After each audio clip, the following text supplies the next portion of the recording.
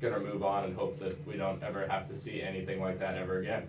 This is Austin Nichols. I am your host, Wildcat Chats. We've got a real exciting episode here for you. We've already started talking OU a little bit. It sounds like all the students on campus and really around town for that matter almost don't even want to talk about this game. We're going to jump into OU K-State last week. We've got Texas K-State coming up again this week. Mike and I are going to take a little break here in the middle and talk about the gauntlet. We kept talking before the season about this tough Big 12 gauntlet and where K-State's going to be. And We're so getting far, beat up so far, not so good. It's Wildcat Chats. Check us out, iTunes, wildcatchats.com. Today's podcast is brought to you by let's try that again. Today's podcast is brought to you by audible.com. One of my favorite places to listen to audiobooks. You've got multiple places to listen to audiobooks? Oh, so many places, man. I never would have pegged you as an audiobook. Yeah, most people have a lot of options for audiobooks. My personal favorite and our sponsor of today's podcast is audible.com. And for all of those Wildcat Chat listeners, you get a free audiobook download and a 30-day trial. 30-day free trial. All you have to do is visit audibletrial.com/wildcatchats. audibletrial.com/wildcatchats. Over 180,000 books to choose from. Get it on iPhone, Android, whatever you got, you can listen to it. Yes, I am an Audible book guy. I used to listen to them all the time. Now I've kind of switched more towards podcasts, which is ironic because we also have a podcast called Wildcat Chats that we're doing right now. I don't think you know what irony means. Yeah. You might want to download a dictionary on Audible. I'm not sure if audible.com has a dictionary, but if they do, go to audibletrial.com/wildcatchats. Yeah, all right, let's get into it. So K-State played Oklahoma last weekend on Saturday. Like we said, it did not go well. It's homecoming week, so we're jacked up. But it is Oklahoma who has literally dominated us the past decade. Listen to these stats. In Manhattan. In Manhattan, but yeah, excuse me. We beat them in Norman the past 2 times. Past 2 years. Well, that's been the biggest thing is we go there and seem to play all right, but when they come here, it's bad. It's not even that they've beat us the past 10 years. They've made us look terrible. What were you going to say, Pagels? Listen to this. The stats. Oklahoma, 568 total yards. K-State, 110. First downs. That was better than I was expecting, Yeah, honestly. first downs, Oklahoma, 30, which is crazy. For That's any game. insane. K-State, That is insane. 7. We had, they did have a fumble. Our turnovers weren't as horrible, but How many it's yards? just insane. Does it say how many yards we lost? Like, I'm curious what the net was. I don't have that pulled up right now. No, Yeah, Just I don't know out of if they can curiosity. keep track of that, but and they might not, but oh man, it was a lot. We had 3 interceptions and 6 sacks against us. I mean, I it was brutal. I'd almost rather just not talk about all of that. I don't. It was a beatdown in every sense of the word. Every sense. Oh my god.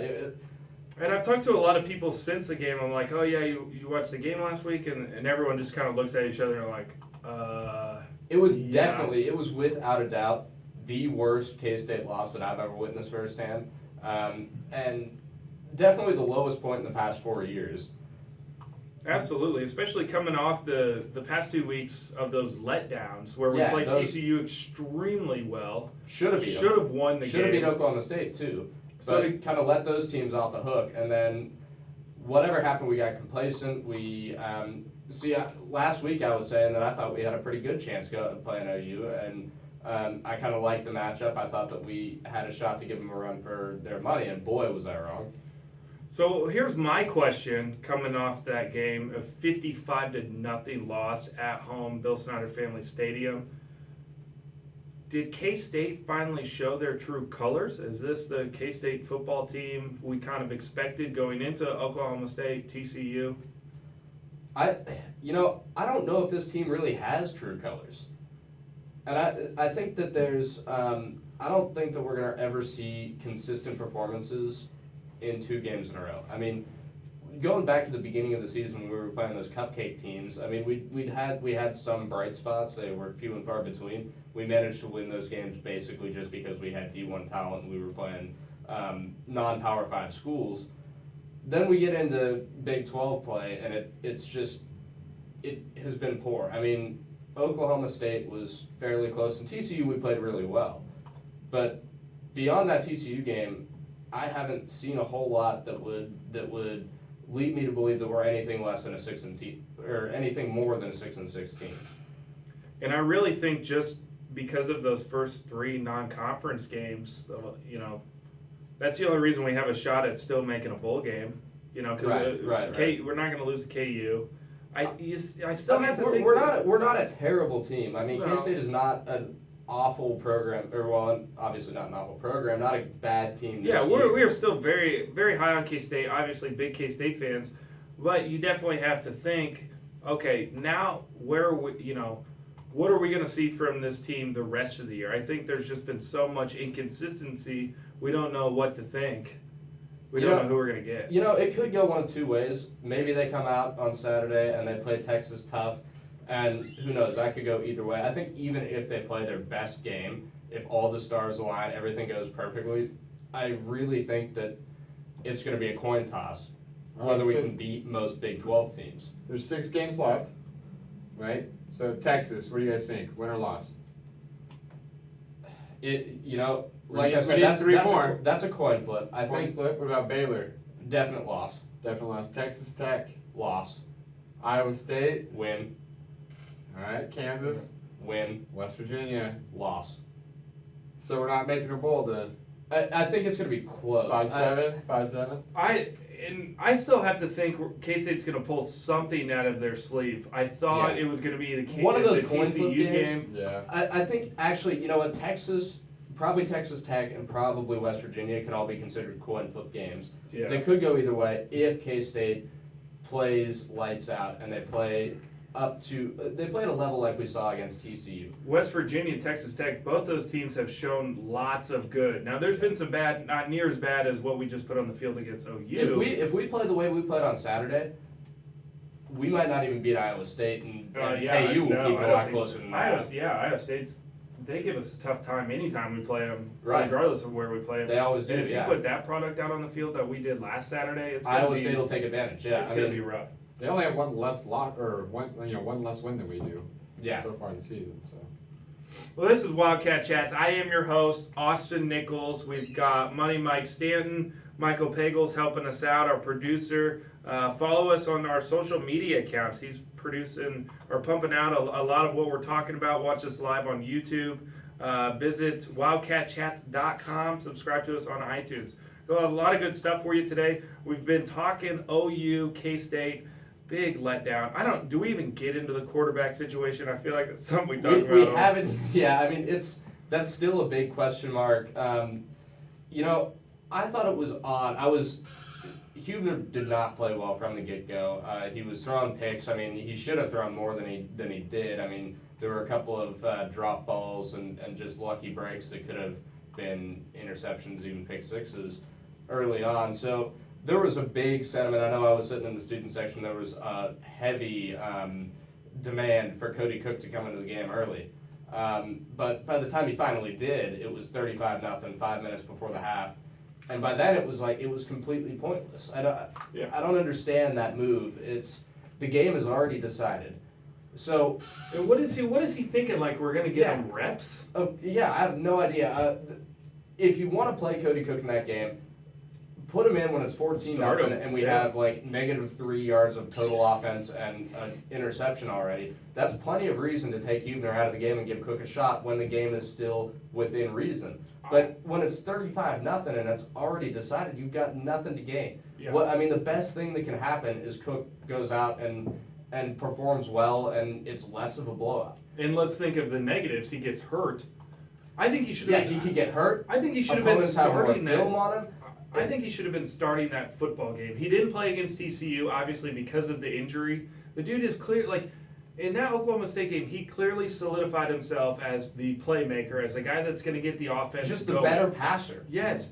Anyone can, I have a feeling you could have put Cody Cook, any one of our quarterbacks out there against TCU and run for how many yards he did. Those holes were there. I don't think that was a John or Joe Huebner special. So No, and Cook with the ball in his hands in the open field, I think he's probably a better runner than Huebner. he seems to be quicker, Yeah, much more agile. He is a wide receiver. He knows the has field been better. playing- Yeah, he's more familiar being in the open field, and but I just don't understand putting him in down 35-0. At that point, you just let Huebner suffer it out, and then the next game you start Cook, and you know that but I definitely think that Cook should have either started or come in when it was 14-0, and it was very clear that actually Huebner meant was something. not going to do anything, and then it could have possibly meant something. Well, look at the numbers. Probably not. Yeah, look at the numbers. Huebner was 4 for 14, 39 yards. I mean, Cody Kick was only 1 for 8. But 4 Huebner was, for 14. yeah. Huebner had 9 carries for 16 yards. Cody Cook had 11 for 19. I mean, it was poor showing all around. Oh, But by yeah, it the was time that horrible Cook all was in around. there, what was he supposed to do? You know? Yeah, and there was nothing to play for. I mean, there was no energy in the crowd. No one, yeah, His no one wanted offensive to play. line was spent. I mean, nobody was going balls to the wall Everyone at that was. point. Everyone on that K-State team was mentally and physically beat. Yeah. Like they had just been beaten at that point. I was pulling for the band to go out at halftime and play taps. It was that bad. I think they're trying to stay out of controversy for a while. You know? Luckily, the Royals were on. I experienced the game from Aggieville this past weekend, and let me tell you, the audio and everyone's eyes quickly went from K-State OU to the Royals are doing well. Yeah. This is great. No doubt. I There's a remember football game on. that play where Elijah Lee got laid out, right? When it was 28-0 and OU picked the ball off. They were marching down the field, and Elijah Lee, their first play from scrimmage after that interception, Elijah Lee just got lit up.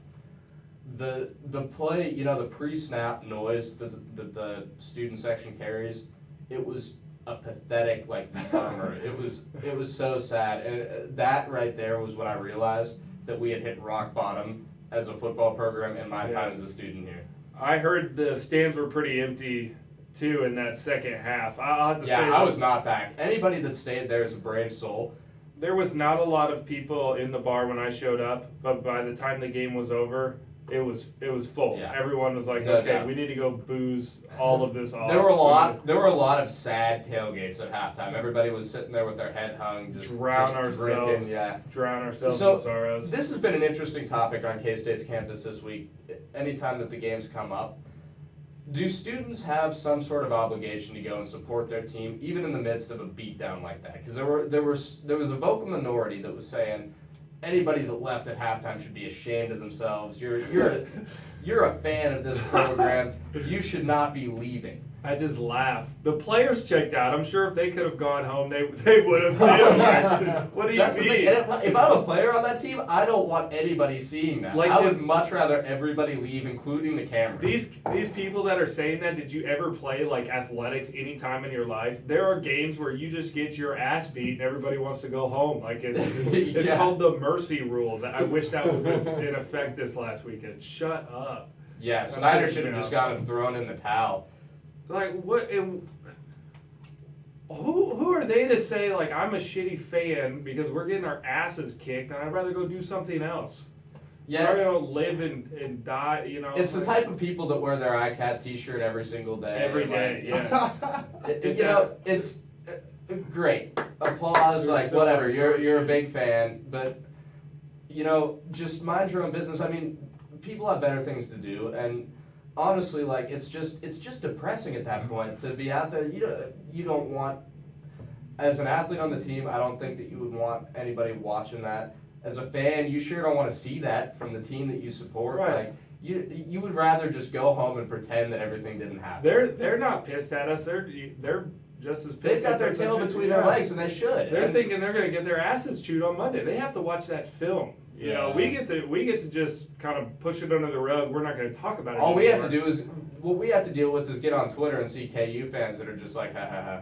And, Yeah. they get something to laugh at once in a while. Once And in a it's like, while, yeah. What was your? Oh yeah, because they only lost by 10 to Baylor. Oh, What yeah, happened there? jeez. My buddy was texting me before that game. He's like, dude, I can't remember what the spread was, 30s or 40s or something. He's like, put money on the over, or the over under. I mean, he's like, put Yeah. money on the over because they're gonna run up the score. And sure enough, it was 30-20. Absolutely ridiculous. But you make a good point. I feel like every year there's someone brings up like, oh, we have a bad game and you leave and now you're not a real K-State fan. You're not a part of the family.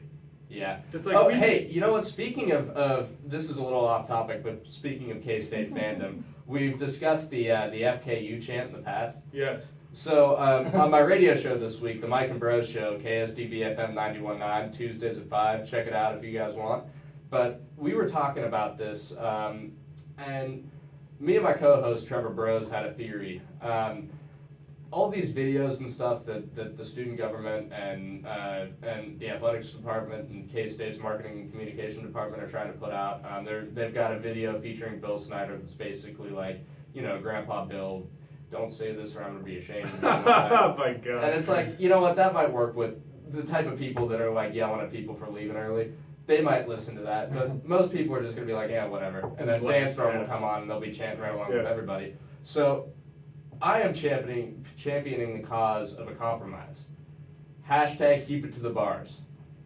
Keep it to the bars? Keep it in the bars, yeah. Because you know what? At places like Cause, 1863 and stuff, Sandstorm comes on, people chant. You know what? That makes sense. That's an appropriate place for that. Yeah. And you gotta let that chant out sometimes. It's fun to do. Like, and there's no malice in it. They don't do it as much as they used to. Ale House, I remember. Oh, you're young. You weren't even here for that.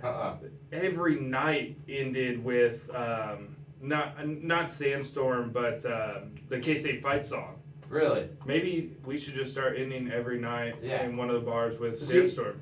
And during basketball season, I would love to see Sandstorm play to the bars. Everybody just gets lit, but yeah, that's a good point. It happens a lot more in basketball. And at the arena, obviously, it's a bad look. Like you've got little kids there, and sure, well, I don't really think that's a big deal, but as I can see parents. I can kind of understand them having concerns with that. And as far as the ESPN cameras, obviously that's not a good look for the university having that on national TV. But it's provocative. It gets the people going.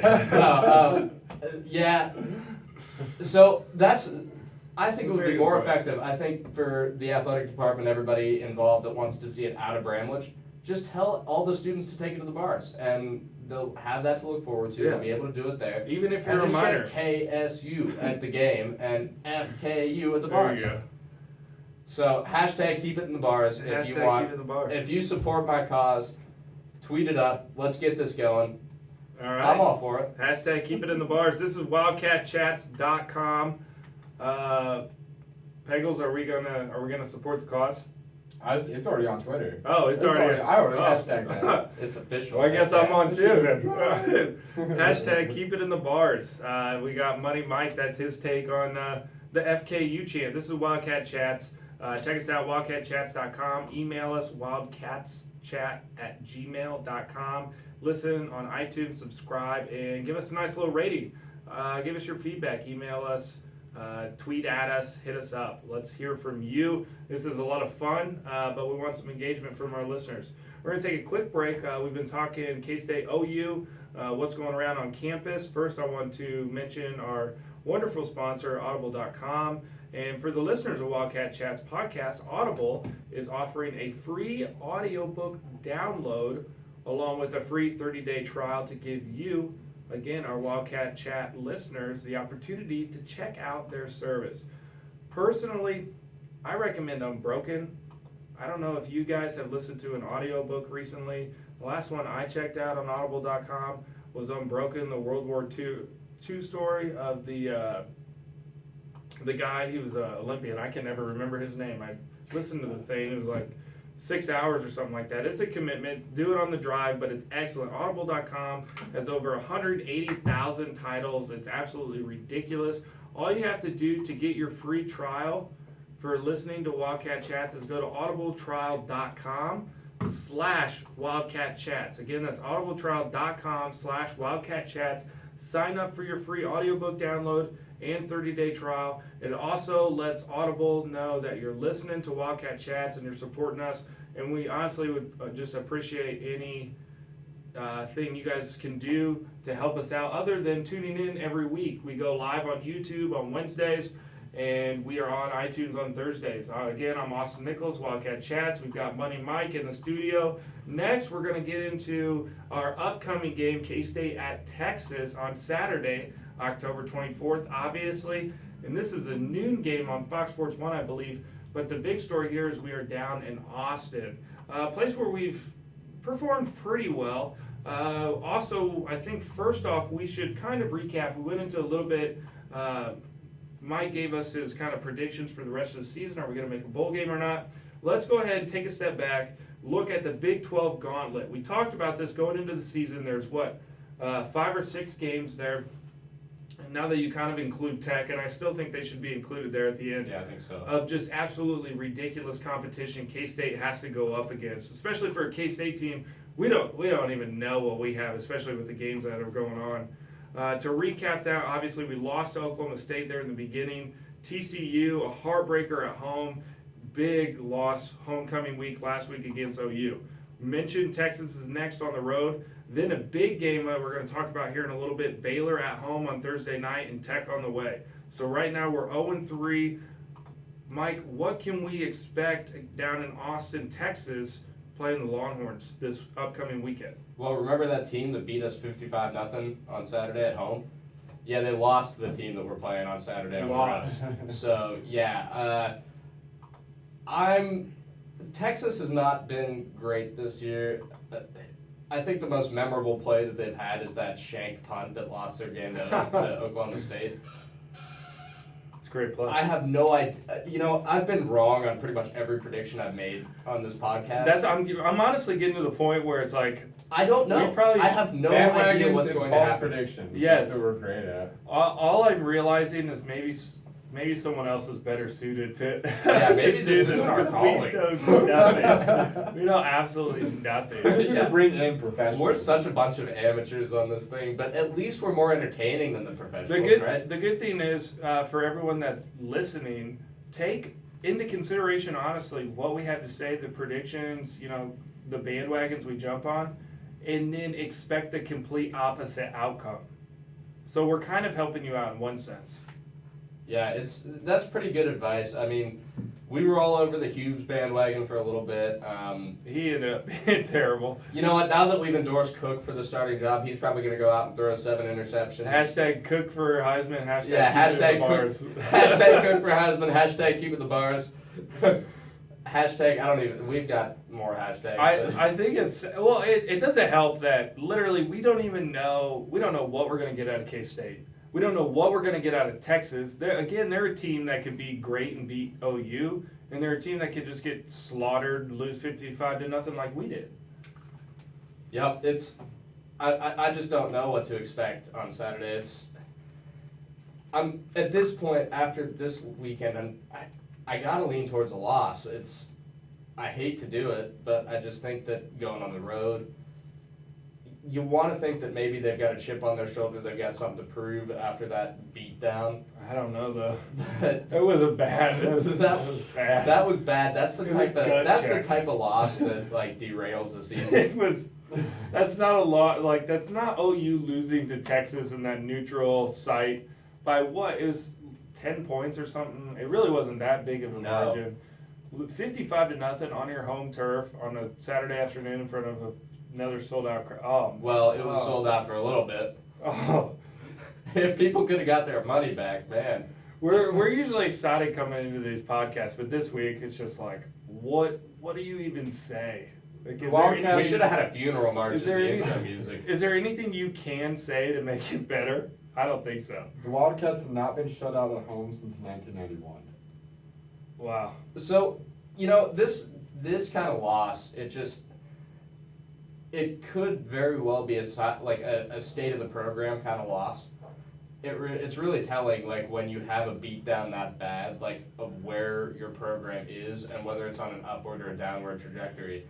Where do you think we're going? And That's an excellent point, and I'm glad you brought it up, and a great segue into one of the things I wanted to talk about tonight. We'll go ahead and move into that. yeah, and just a disclaimer, this may come off as blasphemous, but we're going to talk about it. We're gonna go- Because we pushed the envelope on this podcast. We're going to go after it anyways, and I guess my question would be, should Bill have left sooner?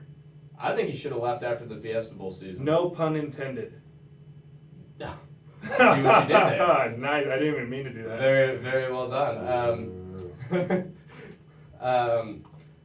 Pagels, you need to get on your producer. Yeah, a so little so more. we were discussing this. Yeah, But where's no, the sound effects? I really, yeah, we need to step our sound effects game up. We're But working on it. anyway, I do think that Bill, after that Fiesta Bowl season where we were that darn Baylor game away from playing for a national title, Shoot fire. that was Bill's windows for a national title slamming shut. Mm-hmm. He's not going to get another one. I mean, the man is 70 years old. He's at the tail end of his career, no doubt. I mean, we are at a state right now where we're fighting for bowl eligibility. There is zero chance that he has a shot left at winning the big one, which is, you got to think it's the only reason he's sticking around. I mean, other than the fact that he doesn't really know anything other than coaching football. I was surprised he signed that 5-year deal when he did. I was like, man, I thought for sure he was going, and then I see why we gave him another 5, but he was saying like, I'm gonna coach him. You know, I'm gonna be here. I was like, wow.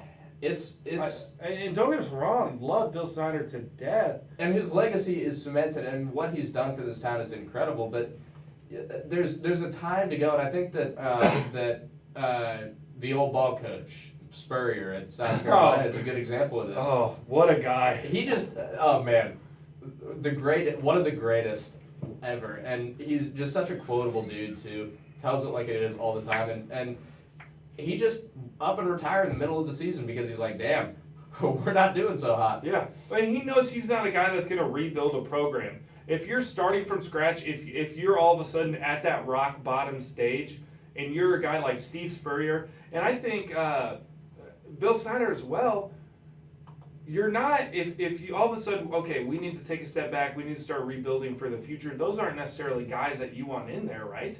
I mean, Snyder, realistically has just a couple of years left, even if he does play out that contract. Right. And you got to think that if Snyder doesn't leave on his own terms, if he doesn't decide, I'm going to retire, I'm going to step down, then you're forcing John Curry's hand and K-State's hand to make this into an ugly situation, because nobody wants to see that. Nobody wants, I mean, we have to put up with Bill Snyder as long as he wants to be the head coach here, regardless of whether he's the best man for the job. He's earned that right. The stadium is named after him. He's a Hall of Fame football coach, synonymous with this whole program. So he's earned the right to go out on his terms, and the end of the road is coming. So if he doesn't step down, I mean, you'd force a really awkward situation where everybody knows that he's not the right man for the job. Right. And he's still there, or, I mean, it's very maybe Curry is cold-hearted enough that he would make a decision, pull the trigger, and hire somebody else after Bill's contract expires. But yeah, it's a tough situation. Ideally, they turn it around at the end of this year, and we never talk about this again. But will there come a point to where our love for Bill Snyder and what he's been able to do for us hinder us from being able to move the program and in forward? the grand scheme of things, regardless of how it ends, it'd be a huge shame to have all the greatness that he has meant for this program end on an uncomfortable, awkward note. Mm. Because that would just, it would be so bad for everybody. And if he's bitter at the end of his career about how things are being handled, or it's just, that would be a shame for everybody involved. It really would. Ideally, they'll turn it around down in Texas this weekend on Saturday at noon. I believe that's Fox Sports 1. For those of you trying to watch on TV, wish we were going down there. Austin's a blast. Good friend of mine was trying to get a trip arranged. Couldn't quite do it. Not next year, 2 years from now, maybe. That would still be a lot of fun. I need to get down there. Yeah, I'd love to go to Austin. The Wildcat Chats, I'm your host, Austin Nichols. We've got Money Mike Stanton, our producer, Michael Pagels, over here helping us out. Kind of recapping last week, looking into next week. Taking a look back at the gauntlet of the Big 12, still not doing so well. I don't think any of us predicted 0-3. It's been a struggle. I think one of us had maybe that Oklahoma State. I don't remember. Either way, it's not good. When we went through at the beginning of the year, we both picked 8-4, which was real optimistic looking back. We're fans, you know. Yeah, we're fans. And I like this. We had bandwagoners. We're bandwagoners. We've got purple tinted glasses. You know, we hope to see the upside. We hope that Jesse Harris was going to come out and ball. you know, We'll see what we get this week. Who knows? Maybe we can get some more Cook out there. Hashtag Cook for Heisman. Hashtag keep it in the bars. Keep it at the bars. retweet. I on accidentally both hashtag the keep in the bars in the little up a post Facebook. I left it there. All right. Well, they'll figure it out. Lots of people in endorsing You it. got to explain what that means, though. On the Yeah, Twitter, we'll see. we got to elaborate. We'll Okay, we'll yeah. direct them to the The Wildcat Chats movement. podcast. You heard it here first. Wildcat Chats. The movement has started. Hashtag keep it in the bars. Spread the word. Yeah, tweet us hashtag or hashtag. I'm just gonna say hashtag at Wildcat_Chats. I'm at Nichols in the letter N Dimes 88. We're at Mike Stanton 14. I don't. Pagels or at. I have a huge beard. I don't know. Next week. Don't- like Mike, isn't it? Don't tweet at him. All right, so we're going to go ahead and start to wrap things up tonight. I do want to start taking a look at one thing, kind of what's going on in the news, in the sports world, just because there is a huge story that just dropped, and that's Louisville's basketball program. Mike, did you have an opportunity to look into this at all? You know, I heard about it when the allegations first surfaced, and I watched Patino's press conference. I was at 63 actually having their Friday burger special, and Patino was in his press conference, and man, that guy is a G.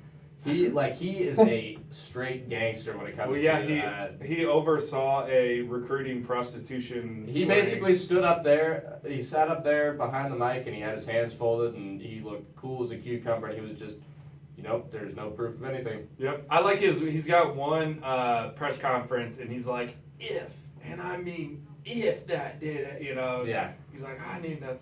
It's like, hey. Wasn't it Patino that hooked up with that girl with some bar bathroom or something? Wasn't there a scandal with that? I don't know. We're gonna have to look into that.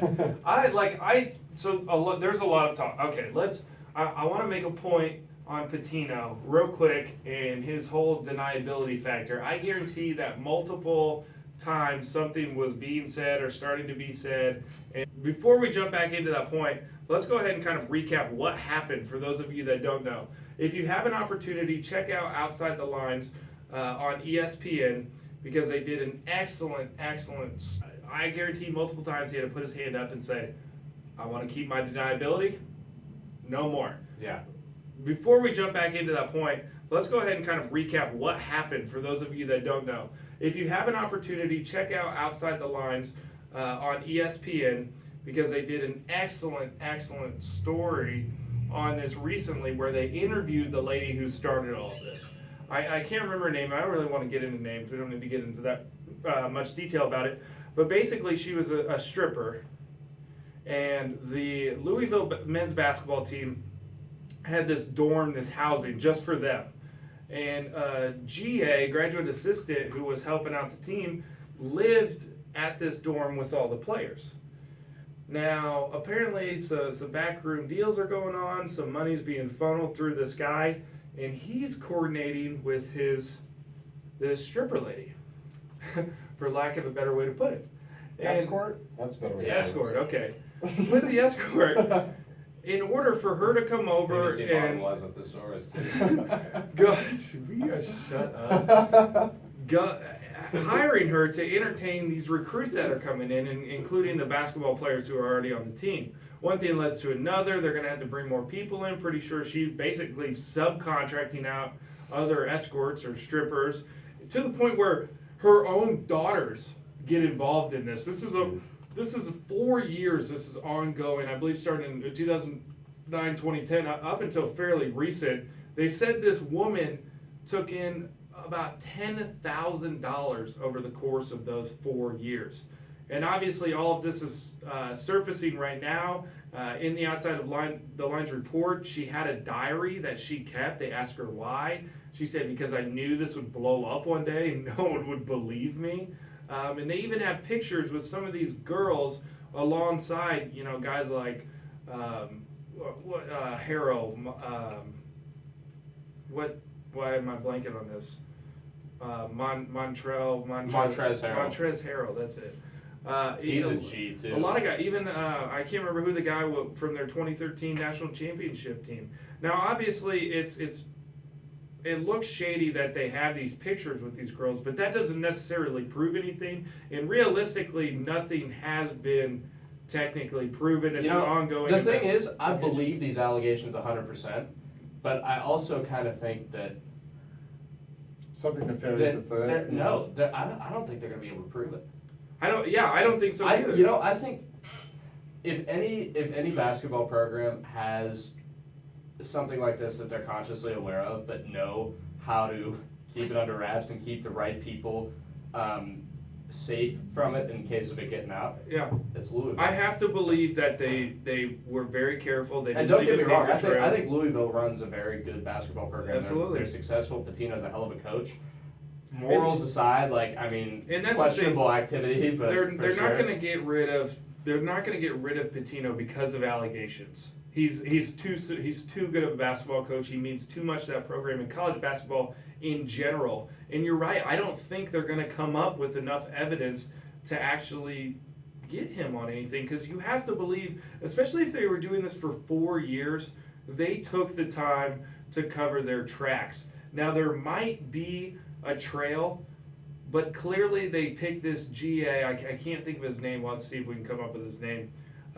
Clearly they picked him as the fall guy, and from what it sounds like, I think was making a little money off of it at least, or getting to have some fun, and maybe he was fine with that. Just kept going along with it, because surely they knew at some point this has got to get out. They were smart enough to take it into these dorms and not go to the strip clubs because of social media. That's why I'm surprised they're even taking pictures at all. But there is quotes that are anonymous who they claim from players who were recruited but went to other schools saying, yeah, that shit was crazy. Like Louisville, they're nuts there because all these girls. Basically, what they're doing is not only they're performing stripping, obviously in front of the players, but the lady they were interviewing for the story, who's the ringleader of all this, was saying for extra money they could do more, and she straight up said, "Do more means sex." Right. Yeah. I mean, they're paying for a service. Who knows?